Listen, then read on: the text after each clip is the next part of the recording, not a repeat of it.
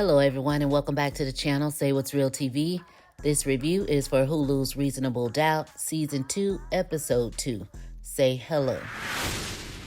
So we open up the episode with Lewis and Jax in the bed, and she's trying to get as much sleep as she can. She really doesn't want to get up. And she kind of teases Lewis about moving back in and listening to him more if he does so, and he says he'll think about it. So she musters enough strength to get up out of the bed, and she finds out that the kids already know that their dad has been sneaking and creeping at night. So Jax wanted to know how did they know, and he said that Naima said she wasn't a baby anymore, and Spencer, which we haven't seen in either one of these episodes by the way, said that boomers always be capping. Jax took offense and said, "We're not boomers, we're millennials. F them kids."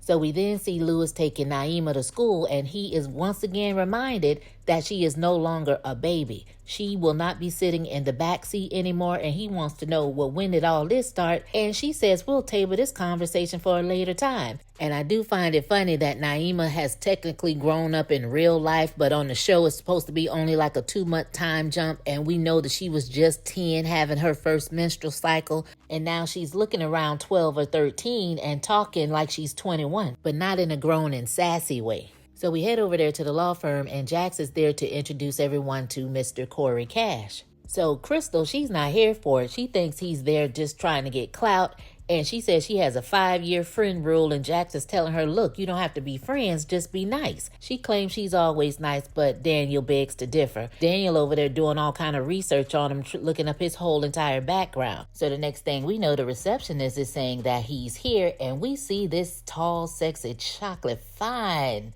mofo. You hear me? When I say fine, I mean fine. So all of a sudden, Crystal's no new friends attitude is thrown out of the window, and she's hollering about, I love it, love it. I'm like, girl, I love it too. So we're in another meeting with the other attorneys and the higher ups, and I guess Steven, the head guy, is worried about how Chanel plans on paying. So Jax tells him that Chanel used her nest egg to cover the initial retainer, and basically she's not worried about losing the case because Corey is going to take over, and that's showing how much confidence she has in him to get the job done. So she introduces him to everyone in the room, and they start asking 21 questions. So Steven is like, are you related to Jeremiah Cash? And that's his dad. So apparently his dad has clout. He's well known and well respected. So you already know they're getting ready to be kissing his behind. So Corey, he goes through his whole spiel of why he's there, and it's to make sure that the DA doesn't continue to punish women who are going through these type of cases. So Vince let it be known, like, look, you had me at hello. Like, I didn't even need all of that. So they are loving him, and they welcomed him to the firm. So we head over there to the jail, and Jax and Corey, they go see Chanel. So when they let her in the room, she walks in there like she has gotten well adjusted to the lifestyle. So Jax does ask her if she's okay, and she tells her no, but wants to know where Jax has been because she hasn't seen her in weeks. So she wants to know who Corey is. He tries to extend his hand. She ignores it, being rude. Jax pretty much tries to explain to her why Corey has to take over her case because she's too close to it. So Corey, he tries to become familiar with her and let her know some things about him. Chanel was very rude. She cut him off like, what's your plan? Like, I don't want to hear all of that. And I feel like, Chanel, first of all, you're the one that's in trouble. You're the one that's in jail. Nobody has to help you.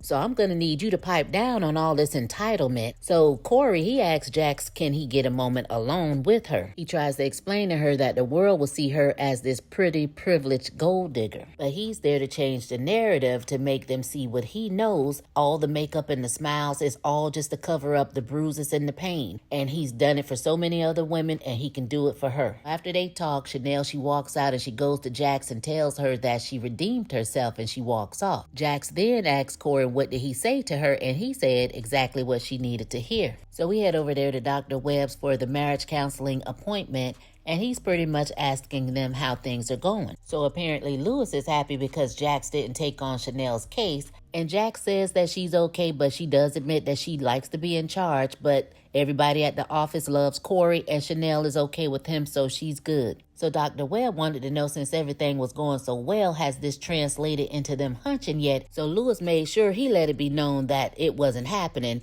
And of course, now they're going back and forth about who tried to make an effort to be intimate. So Lewis said that he tried after the whole Damon thing, but things were still too fragile. And Dr. Webb told them that they need to let the whole Damon thing go because he was the symptom, not the disease. And basically telling telling them that the problems that they're having starts with the two of them and they can't blame anybody else. So after he intervenes again, he finds out they haven't been on a date in a long time. So that was their assignment, to have a date night. So Jax, she's sitting at home rolling up a fat one when Crystal sends her this link.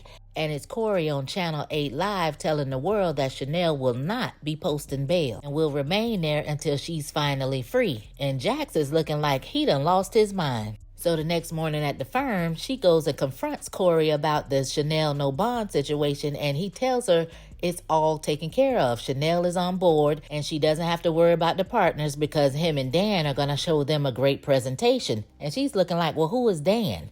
Child, he done named Daniel Dan. They have become best buddies. So Corey, he gets in front of the partners and he gives the whole jail no bail speech. And Vince, he actually gets the narrative that Corey is trying to spin, and Corey makes him his second chair. And the whole time, Jax is sitting there shaking her head because she disagrees with the whole thing. And because she doesn't have control of the situation or feels like she's being pushed aside, she goes to see Chanel at the jail and basically convinces her that they'll get the bail money to get her out. So we go over to Chanel's house. You have Jack, Sally, Autumn, and Adrian, which, looking at the character description, is one of JT's ex-teammates. And my thing is, who called Adrian over there? How did he know to come over there for that? Now, his friend just passed away, but he over there throwing JT all the way under the bus, talking about he was living foul with his side bees. But anyway, he's trying to sell the sneakers for 10 grand and saying that JT's watches were fake. But quiet as it's kept, I feel like he probably kept the watches for his damn self. So after all of that, the ladies realize they still don't have nowhere near the amount of money they need to get Chanel out. And Sally, with a whole lot of confidence, says she can come up with the money. So Louis and Jax, they go on their date night as ordered by the doctor, and they have a nice, lovely evening. They get their wine, their a la mode, and they're feeling real good. So good to when they get home, they're so anxious. They're ripping each other's clothes off, trying to get to the bed, and they both lay down, all that struggling, trying to get the clothes off. They're like, ooh, I just need to rest a little minute. I'm going to tear that ass up. And the next thing you know, both of them are laid out, tired as hell, sleep. They failed the assignment, but the date was actually nice. So we go over there to Sally and Chris's, and she's asking him to put the house up to get Chanel, her cousin, out of jail. She's trying to convince him that she'd want to do it for somebody in his family, and he's like, I wouldn't do it for nobody. So when that wasn't working, she turned on the waterworks, telling Chris he just didn't understand that JT just kept hurting her and she just wanted to leave. She wanted to get away with the kids. That's why half of her stuff was in the garage. Please, please, please help me. And Chris, he wasn't fazed. He was like, look, baby, look, you have a great big heart and I love that about you, but I'm not willing to risk my family and what we have. So I'm not going to be able to do it. I'm sorry. So it's the next morning and somebody's banging on Jack's door like they the police or something. So she opens the door and this Corey is standing there looking oh so fine. So he doesn't say, hey, cat, dog, squirrel, nothing, no good morning, none of that. Just, what did you do? And walks right on in her house like he's been there before. She didn't even say come in or whatever, but he's hotter than fish grease because Chanel is out of jail and that's not what he wanted. So the two of them, they go back and forth about it, and Jax is saying that Chanel is a mother that needs to be home with her kids. And Corey's whole thing was, you said that this was my case, but then you go behind my back and undermine me. Like, why even bring me here if you're just gonna sabotage me? So Jax says that she knows for a fact that Corey is wrong, and he was like, wow, like, well, what I know is if we don't follow the plan, we lose. And he gets a little loud in his voice and tells her everything that happens is going to be on her. So Louis, he comes from out of the back and he tells Corey, he suggests that he take some of that bass up out his voice. And Corey, he didn't want any problems. He was like, look, we done here, and he leaves. So I think Jax kind of liked Louis stepping in that moment, taking up for her, you know, showing that he got some type of a backbone. She looked like she was pleased with him. I was kind of impressed with him considering he's normally meek and mild, in my opinion. But now he has his chest all poked out and he tells Jax, look, I don't care if that's your coworker or not, but the next time he comes up in my house and raises his voice to you, he's going to see what a real ninja looks like. We as women, we love a man that can stand up for us and protect us. But when I think about season 1, Lewis, I'm like, you literally watched a man in your house having sex with your wife and you didn't confront him not one time. All you did was ran and got him fired. But I digress. So we see Chanel, and some kind of way she's out of jail. So drop down in the comments and you tell me how you think Chanel got out of jail. I feel like Sally went behind Chris's back and put the house up. So Chanel, she's finally getting a chance to see her daughter. She's loving on them. She has a sister circle there, Jax, Autumn, and Sally. And Autumn decides to cleanse the house of the spirits with some sage and candles. So Chanel, she has a moment where she doesn't know if she wants to laugh or cry. But one thing's for sure, she has her girls there and they let her know that they love her. So then we see Daniel, he's talking to someone named Carlotta. He's kind of flirting with her, but she's brushing him off. But in her research, she's finding that money is being moved all over the place in America and overseas. So she tells Daniel that whoever set this up is smart, but she's a genius and she'll figure it out. So Daniel, he takes the information from Carlotta back to Corey to let him know that there was $30 million transferred from one of JT's foundations. And they're like, they got to figure out where and why, because that's probably the reason they're charging Chanel with the first degree charge. So Jack, she comes in and she's trying to talk to Corey and he's trying to avoid her like the plague. So when she catches up with him, she tries to tell him that she had to follow her instincts and that Chanel is the happiest she's ever been with her girls. And Corey really didn't want to hear all of that. He said, if you say so, Jax, and walked off. So we go back to Dr. Webb and, Jax, she's explaining the date, how she had a good time, had on her sexy dress, was looking and feeling good. So the doctor asks Lewis, did he feel the same way that Jax did about the date?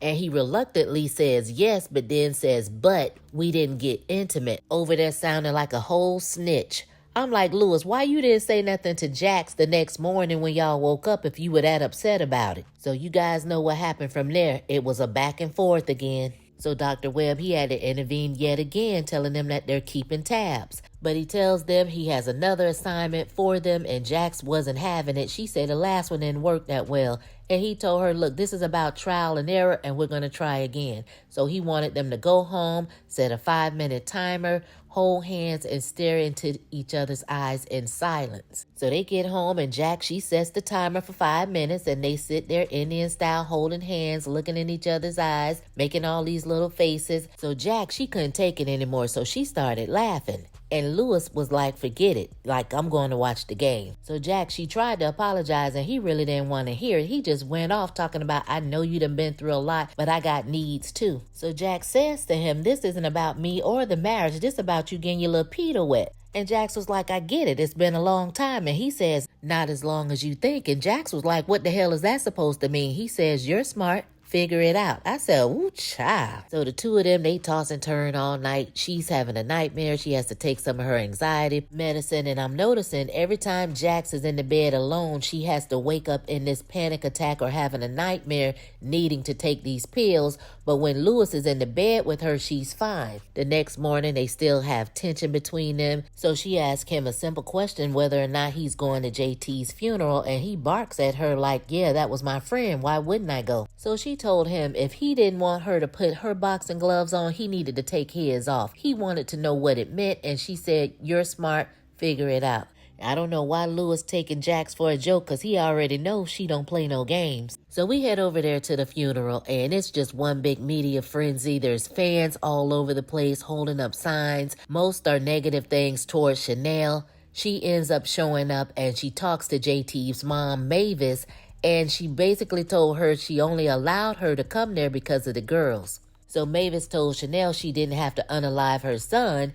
And Chanel was like, look, you knew what was going on all this time and you never stepped in to do anything about what your son was doing. That could have been me. And Mavis told her she wished it was her in the casket. So Corey, he goes over there to see Lucy Wargo to kind of check her temperature to see how she's moving.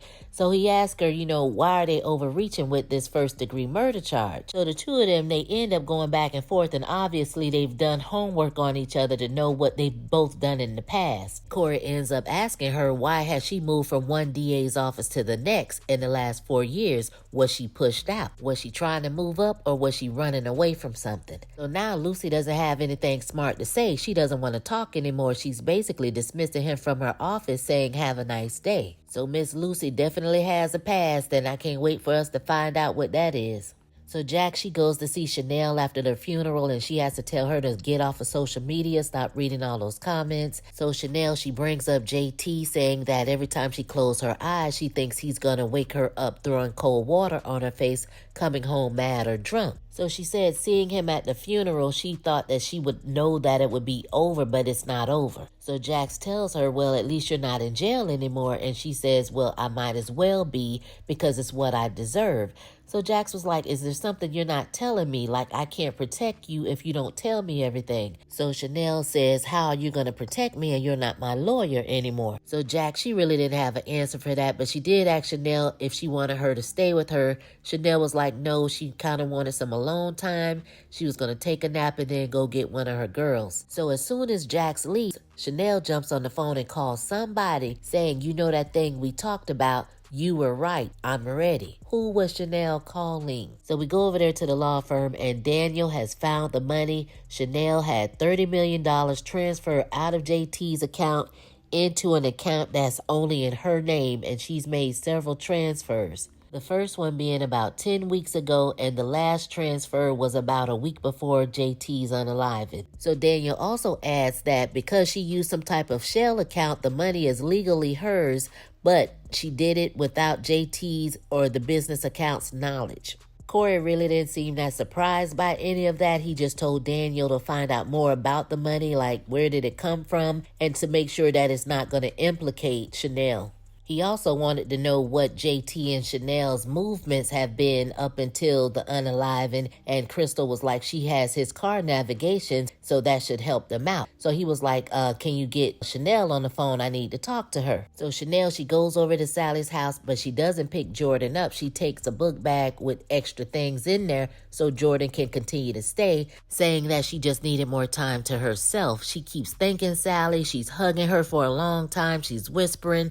I'm like, girl, this is giving goodbye. So we go over there with Jax and Lewis, and now all of a sudden they're friendly with each other and they're cuddling up, smoking some weed. So they're having a conversation and she's thanking him for everything and telling him she's going to try harder and wondering, is he going to continue to keep punishing her?